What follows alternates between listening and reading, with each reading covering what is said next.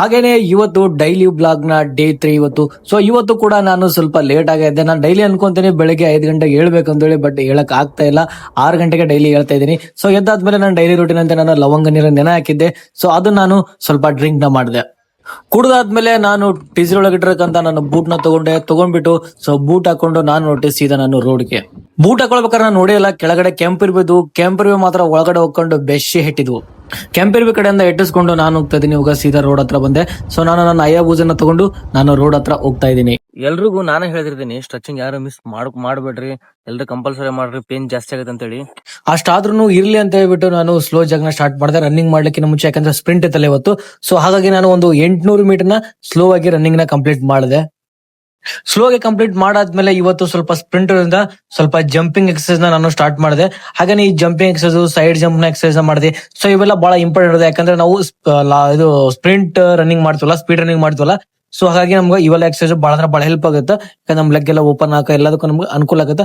ಈ ಒಂದು ಎಕ್ಸರ್ಸೈಸ್ ನ ಕಂಪಲ್ಸರಿ ಮಾಡ್ಲೇಬೇಕು. ನಾನಂತಲ್ಲ, ಸೊ ಯಾರೇ ರನ್ನಿಂಗ್ ಮಾಡಿದ್ರು ಕೂಡ ಇವೆಲ್ಲ exercise, jumping exercise, A skip, B skip, C skip, so ಈ ತರದ ಎಲ್ಲ ಎಕ್ಸರ್ಸೈಸ್ ಬರ್ತಾವಲ್ಲ. ಸೊ ಎಲ್ಲ ಎಕ್ಸರ್ಸೈಸ್ ನೀವು ಕಂಪಲ್ಸರಿ ಮಾಡ್ಲೇಬೇಕಾಗುತ್ತೆ ಸ್ಪ್ರಿಂಟ್ ಓಡೋರು. ವಾರ್ಮ್ ಅಪ್ ಮತ್ತು ಸ್ಟ್ರೆಚಿಂಗು ಇಷ್ಟೆಲ್ಲ ಆದ್ಮೇಲೆ ಇವತ್ತಿಂದು ನಂದು ವರ್ಕೌಟ್ ಬಂದು 400 ಮೀಟರ್,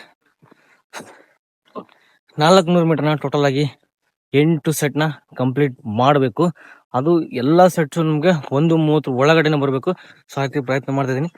ಯಾಕಪ್ಪ ಅಂದ್ರೆ ನಂದು ಟೈಮಿಂಗ್ ಕಡಿಮೆ ಆಗ್ತಿತ್ತು, ಬಟ್ ಇಷ್ಟು ನಾನು ಪ್ರಾಕ್ಟೀಸ್ ಮಾಡಿಲ್ಲ. ಇವಾಗ ನಾನು ಸ್ಟಾರ್ಟ್ ಮಾಡ್ತಾ ಇರೋದ್ರಿಂದ ಆಲ್ಮೋಸ್ಟ್ 1:30 ಒಳಗಡೆ ಬರಕ್ ಪ್ರಯತ್ನ ಮಾಡಬೇಕು. ಬಟ್ ಸ್ಟಾರ್ಟ್ ಮಾಡೋದು ಎಲ್ಲ ಸೆಟ್ 1:30 ಒಳಗೆ ಬರಕ್ ಸಾಧ್ಯ ಆಗಲ್ಲ. ಪ್ರಯತ್ನ ಮಾಡಿದ್ರೆ ಆಗುತ್ತಾ. ಇವಾಗ ಸ್ಟಾರ್ಟ್ ಮಾಡ್ತೀನಿ, ಓಡ್ತೀನಿ, ಕಂಪ್ಲೀಟ್ ಮಾಡಿ ಅದ್ರ ಬಗ್ಗೆ ಏನಂತೇಳಿ ಮತ್ತೆ ನಾನು ನಿಮ್ಗೆ ರಿವ್ಯೂ ಕೊಡ್ತೀನಿ. ಹಾಗೆ ನೀವು ಏನಾದ್ರು ಸ್ಪೀಡ್ ರನ್ನಿಂಗ್ ಐತಪ್ಪ, ಸ್ಪ್ರಿಂಟ್ ಐತಪ್ಪ ಅಂದ್ರೆ ಸ್ಟ್ರೆಚಿಂಗ್ ಮತ್ತೆ ವಾರ್ಮ್ ಅಪ್ ಯಾರು ಮಿಸ್ ಮಾಡ್ಲಿಕ್ಕೆ ಹೋಗ್ಬೇಡ್ರಿ. ಆಮೇಲೆ ಸ್ಟ್ರೆಚಿಂಗ್ ಎಲ್ಲ ಆದ ತಕ್ಷಣ ಒಂದು 800 ಮೀಟರ್ ಸ್ಲೋ ಜಾಗ್ ಮಾಡಿ ಆಮೇಲೆ ಸ್ವಲ್ಪ ವಾರ್ಮ್ ಅಪ್ ಎಕ್ಸರ್ಸೈಸ್ ಮಾಡ್ರಿ, ಜಂಪಿಂಗ್, ಆಮೇಲೆ ಎ ಸ್ಕಿಪ್, ಬಿ ಸ್ಕಿಪ್ ಇವನ್ ಮಾಡಿ ಆಮೇಲೆ ನಿಮ್ಮ ವರ್ಕೌಟ್ ರನ್ನಿಂಗ್ ನ ಸ್ಟಾರ್ಟ್ ಮಾಡ್ರಿ. ಅಲ್ಲಿ ಮಟ್ಟ ಮಾಡ್ಲಿಕ್ಕೆ ಹೋಗ್ಬೇಡಿ. ಯಾಕಪ್ಪ ಅಂದ್ರೆ ಶಿನ್ ಪೇನ್ ಬರೋ ಚಾನ್ಸ್ ಇರುತ್ತೆ, ಇಲ್ಲಾಂದ್ರೆ ನಿಮ್ ತೊಡಿ ಕೂಡ ಗಟ್ಟಿಡ ಚಾನ್ಸ್ ಇರುತ್ತೆ. ಹಂಗ್ ಮಾಡ್ಲಿಕ್ಕೆ ಹೋಗ್ಬೇಡ್ರಿ. ಎಲ್ಲ ವಾರ್ಮ್ ಅಪ್ ಎಲ್ಲ ಮಾಡಿ ಫುಲ್ ಎಲ್ಲ ನಿಮ್ ಬಾಡಿ ಹೀಟ್ ಆದ್ಮೇಲೆ ನಿಮ್ ರನ್ನಿಂಗ್ ಸ್ಟಾರ್ಟ್ ಮಾಡ್ರಿ. ಅಂದ್ರೆ ನೀವು ಸೇಫ್ ಇರ್ತೀರಾ. ನಮ್ದು 400 ಮೀಟರ್ ಸ್ಪ್ರಿಂಟ್ ಹೊಡಿಬೇಕಪ್ಪ ಅಂದ್ರೆ ಸೊ ನೋಡಿ, ಇಲ್ಲಿಂದ ಫಸ್ಟ್ ಸ್ಟಾರ್ಟ್ ಆಗುತ್ತೆ ನಮ್ದು. ಇಲ್ಲಿಂದ ಸ್ಟಾರ್ಟ್ ಆಗಿ ಸೊ ಅಲ್ಲಿ ಎಂಡ್ ಆಗುತ್ತೆ. ನೋಡ್ತಾ ಇರ್ಬೋದು, ಇದು ನಮ್ದು ಸ್ವಲ್ಪ ದಿಬ್ಬಲ್ಲಿದೆ, ಸ್ವಲ್ಪ ಏರ್ ಆಗುತ್ತೆ. ಬಟ್ ಹೋಗ್ಬೇಕಾದ್ರೆ ಸ್ವಲ್ಪ ಕಷ್ಟ ಆಗುತ್ತೆ, ಬರ್ಬೇಕಾದ್ರೆ ಒಂದ್ ಸ್ವಲ್ಪ ಈಸಿ ಆಗುತ್ತೆ. ಇಲ್ಲಿ ನೋಡ್ತಾ ಇರ್ಬೋದು, ಇಲ್ಲಿ ಮೇನ್ ದಿಬ್ಬದಿಂದ ಒಂದ್ ಚೂರು ಮುಂದ್ಗಡೆ ಹೋದ್ರೆ ಅದು ನಮ್ದು 400 ಮೀಟರ್ ಅಲ್ಲಿಗೆ ಕ್ಲಿಯರ್. ಸಾಕ್ ನೋಡ್ರಪ್ಪ, ಆಗಲೇ ಟೈಮ್ ಆಯ್ತು. ಸೂರ್ಯನ ಆಲ್ರೆಡಿ ಬಂದನ. ಮತ್ತೆ ಈ ಹೊಲಕ್ ಕೆಲಸ ಮಾಡೋರು ಬರ್ತಿರ್ತಾರ, ಮತ್ತೆ ನಮ್ಮ ನೋಡಿ ಬೈತಿರ್ತಾರ.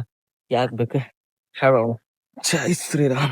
ಸ್ಟಾರ್ಟಿಂಗ್ ಪಾಯಿಂಟ್ ಇಲ್ಲಿದೆ ನೋಡ್ರಿ, ಇದು 400 ಮೀಟರ್ ಸ್ಟಾರ್ಟಿಂಗ್ ಪಾಯಿಂಟ್ ಅಲ್ಲಿದೆ ನೋಡ್ರಿ. ಇವಾಗ ತಾನೇ ಲಾಸ್ಟ್ ಸೆಟ್ ಕೂಡ ಕಂಪ್ಲೀಟ್ ಆಯ್ತು. ಸೊ ಹಂಗೇನು ಅಷ್ಟೊಂದು ಅನಿಸ್ಲಿಲ್ಲ. ಆಲ್ಮೋಸ್ಟ್ ಅಲ್ಲಿ ಅಷ್ಟು ಸೆಟ್ ನಾನು 1:30 ಒಳಗಡೆ ನೋಡಿದೀನಿ. ಎಲ್ಲ 1:27, 1:28, 1:27, 1:28 ಒಂದು ನಡ್ಬರ್ಕ್ ಒಂದು ಟೈಮ್ ಅಷ್ಟೇ. ನಾನೇ ಒಂದ್ ಸ್ವಲ್ಪ ಸ್ಲೋ ಮಾಡಿದೆ, 1:31 ಬಂತು. ಲಾಸ್ಟ್ನ ಸೆಟ್ ಒಂದು 1:34 ಬಂತು ಅಷ್ಟೇ. ಅದು ಬಿಟ್ರೆ ಮತ್ತೆ ಯಾವ್ದಿಲ್ಲ. ಲಾಸ್ಟ್ನ ಸೆಟ್ ಏನಾಯ್ತಪ್ಪ ಅಂದ್ರೆ ಲೆಗ್ ಮುಂದ್ಗಡೆ ಬೀಳಕ್ ಆಗ್ತಿಲ್ಲ. ಸ್ವಲ್ಪ ಲೆಗ್ ಗೊಜ್ಜೆ, ಆಮೇಲೆ ದಮ್ಮು, ಹೊಟ್ಟಿಸೋದು, ಈ ಸೈಡ್ ಪ್ರಾಬ್ಲಮ್ ಸ್ಟಾರ್ಟ್ ಆಗುತ್ತೆ. ಸ್ವಲ್ಪ ಟೈಮ್ ಕಮ್ಮಿ ಆದ್ರೂ ಇನ್ನೊಂದ್ ಸೆಟ್ ಕಂಪ್ಲೀಟ್ ಮಾಡ್ತೀನಿ. ಟೋಟಲ್ 8 ಸೆಟ್ ನ ಕಂಪ್ಲೀಟ್ ಮಾಡ್ತೀನಿ. ಅದೆಲ್ಲ ಯಾಕಂದ್ರೆ ಲಾಸ್ಟ್ನ ಟೈಮಿಂಗ್ ಒಂದ್ ಸ್ವಲ್ಪ ಜಾಸ್ತಿ ಬಂತಲ್ಲ, ಸೊ ಹಂಗಾಗಿ ಇನ್ನೊಂದ್ ಸೆಟ್ ನ ಜಾಸ್ತಿ ಮಾಡ್ತಿದ್ದೀನಿ. ಹಾಗೇನೆ ರನ್ನಿಂಗ್ ಇಂಪ್ರೂವ್ಮೆಂಟ್ ಬಗ್ಗೆ ನೋಡೋಯ್ತಪ್ಪ ಅಂದ್ರೆ ನಮ್ದು ಲಾಸ್ಟ್ ಟೈಮ್ ನಾನು 1 ವಾರದ ಹಿಂದ್ಗಡೆ 4 ಮೀಟರ್ನ ರನ್ನಿಂಗ್ ಹೊಡಿದ್ನಲ್ಲ. ಸೊ ಅವಾಗ ನನ್ನ ಟೈಮಿಂಗ್ ಏನಿತ್ತಪ್ಪ ಅಂದ್ರೆ ಎಲ್ಲ 1:40 ಒಳಗಡೆ ಹೊಡೆದ, ಅಂದ್ರೆ 1:36, 1:38, 1:40 ಇಷ್ಟ ಹೊಡಿದೆ. 1:34 ಮೇಲ್ಗಡೆ ಹೊಡಿತಿದ್ದೆ. ಬಟ್ ಈ ಸರಿ ಈ ಒಂದು ವಾರ ಎಫೆಕ್ಟ್ ಹಾಕಿ ಮಾಡಿದ್ದಕ್ಕ, ಸೊ ಲಾಸ್ಟ್ ವೀಕ್ ಹಾಕಿದ್ದೆ, ಬಟ್ ಇಷ್ಟೊಂದು ಎಫೆಕ್ಟ್ ಹಾಕಿ ನಾನು ವರ್ಕೌಟ್ ಮಾಡೋದಿಲ್ಲ. ಹಾಗಾಗಿ ವರ್ಕೌಟ್ ನಂದು ಟೈಮಿಂಗ್ ಚೇಂಜ್ ಆಗಿದ್ದಿಲ್ಲ. ಬಟ್ ಈ ಲಾಸ್ಟ್ ವೀಕ್ ಬಹಳ ಸ್ವಲ್ಪ ಎಫರ್ಟ್ ಹಾಕಿ ಮಾಡಿದೆ. ಎಫರ್ಟ್ ಆಗಿ ಮಾಡೋದಕ್ಕೆ ನಂಗೆ ಪ್ರತಿಫಲ ಸಿಕ್ತು. ನನ್ನ ಟೈಮಿಂಗ್ ಕೂಡ ಭಾಳ ಕಡಿಮೆ ಆಯ್ತು. ಅದರಿಂದ ನಂಗೆ ಭಾಳ ಖುಷಿ ಕೂಡ ಹಾಕೊಂಡೈತಿ. ಇದೇ ರೀತಿ ಪ್ರಾಕ್ಟೀಸ್ ಮಾಡಿದ್ರೆ ನನ್ನ ಟೈಮ್ ಇನ್ನೂ ಒಂದು ಲೆವೆಲ್ಗೆ ಬರುತ್ತೆ ಅಂತೇಳಿ ಧೈರ್ಯ ಬಂದೈತಿ. ವರ್ಕೌಟ್ ಮಾಡ್ಬೇಕಾದ್ರೆ, ರನ್ನಿಂಗ್ ಮಾಡ್ಬೇಕಾದ್ರೆ ಯಾರು ಕೂಡ ಬಿಟ್ಟಿ ವ್ಯಾಸ ಮಾಡ್ಲಿಕ್ಕೆ ಹೋಗ್ಬೇಡ್ರಿ. ನಿಮ್ದು 100% ಎಫೆಕ್ಟ್ ಹಾಕಿ ನೀವು ಮಾಡ್ರಿ. ನಿಮ್ಮ ಟೈಮಿಂಗ್ 100% ಇಂಪ್ರೂವ್ಮೆಂಟ್ ಆಗೇ ಆಗುತ್ತೆ. ತುಂಬಾ ಜನ ಹೇಳ್ತಿರ್ತಾರೆ ನಾ ಎಷ್ಟು ವರ್ಕೌಟ್ ಮಾಡೋದು ಇಂಪ್ರೂವ್ಮೆಂಟ್ ಆಗೋದು. ಸೊ ನಾನು ನಿಮ್ಮ ತರ ಅನ್ಕೊಂಡು ಬರೀ ರನ್ನಿಂಗ್ ಹೊಡೆದಿದ್ದೆ ಅಷ್ಟೇ, ವರ್ಕೌಟ್ ಏನು ಮಾಡ್ತಿದ್ದಿಲ್ಲ. ಬಟ್ ಇವಾಗ ನನಗೆ ಗೊತ್ತಾದ್ಮೇಲೆ ವರ್ಕೌಟ್ ಪ್ಲಸ್ ರನ್ನಿಂಗ್ 2 ಮಾಡಾದ್ಮೇಲೆ ನನ್ನ ಟೈಮಿಂಗ್ ಇಷ್ಟು ಕಡಿಮೆ ಆಗೈತಿ. ಆಮೇಲೆ ನಾನು ಯಾವ ಸೀಕ್ರೆಟ್ 3 ವರ್ಕೌಟ್ ಮಾಡಿದ್ದೆ, ಅವು ಸೀಕ್ರೆಟ್ 3 ವರ್ಕೌಟ್ ಬಗ್ಗೆ ನಾನು ನೆಕ್ಸ್ಟ್ ಬ್ಲಾಗ್ ಒಳಗಡೆ ತೋರಿಸ್ತೀನಿ ನಾ ಯಾವ ಮಾಡಿದ್ದೆ ಅಂತೇಳಿ. ಅದಾದ್ಮೇಲೆ ನನ್ನ ಫೋನ್ ಸ್ವಿಚ್ ಆಫ್ ಆಗಿತ್ತು. ಸೊ ಹಾಗಾಗಿ ನಾನು ಬ್ಲಾಗ್ ನ ಅದಕ್ಕ ಮಾಡಿ ಮನೆಗೆ ಹೋಗ್ಬಿಟ್ಟು ಫ್ರೆಶ್ ಆಫ್ ಆಗಿ ನಮ್ಮ ಫ್ರೆಂಡ್ ಬಂದ. ಸೊ ಅವನ ಜೊತೆ ನಾನು ಕೆಲ್ಸಕ್ಕೆ ಹೊರಟಿದ್ದೆ. ಕೆಲ್ಸಕ್ಕೆ ಬಂದ ತಕ್ಷಣ ನೀರು ಕೂಡ ಖಾಲಿ ಆಗಿತ್ತು. ಬೇಸಿಗೆ ಅಲ್ವಾ, ನೀರು ಬೇಕೇ ಬೇಕಂತ ಹೇಳ್ಬಿಟ್ಟು ನಾನು ಹೋಗದೆ ವಾಟರ್ ತಗೊಂಬರಕ್ಕೆ.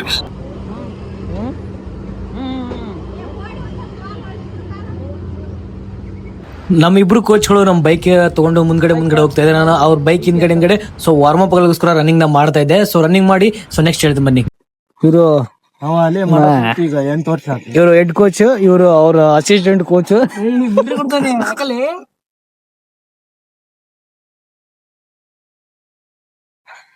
1 ಕಿಲೋಮೀಟರ್ ವಾರ್ಮ್ ಅಪ್ ಮಾಡಿದೆ.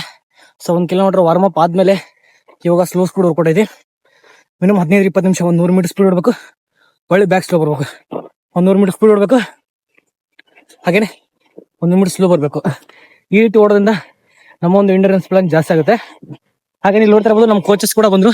ಸೊ ಮುಂದ್ಗಡೆ ಇರೋರು ಹೆಡ್ ಕೋಚ್, ಹಾಗೆ ನೀವು ಇರೋದು ಅವ್ರ ಅಸಿಸ್ಟೆಂಟ್ ಕೋಚ್ ಅಂತ ಹೇಳಿ.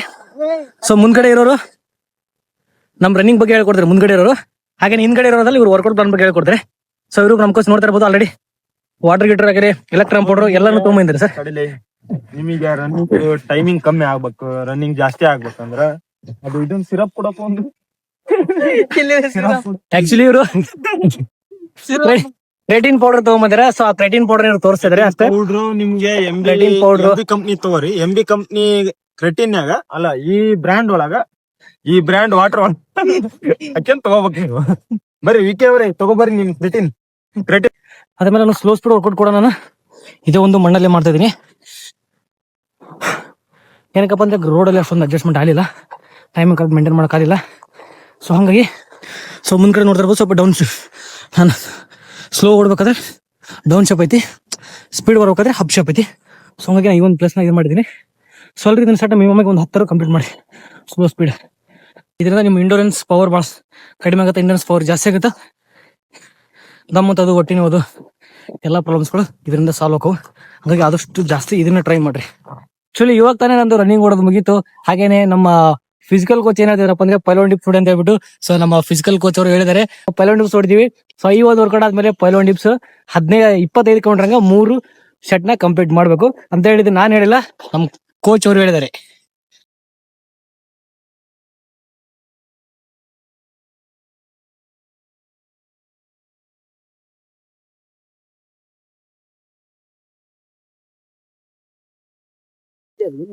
ಇಷ್ಟೆಲ್ಲ ಆದ್ಮೇಲೆ ಎಲ್ಲರೂ ಸ್ಟ್ರೆಚಿಂಗ್ ಮಾಡ್ಕೊಂಡು ಸೊ ನಿಮ್ಮ ಒಂದು ಮನೆಗೆ ಹೋಗ್ರಿ.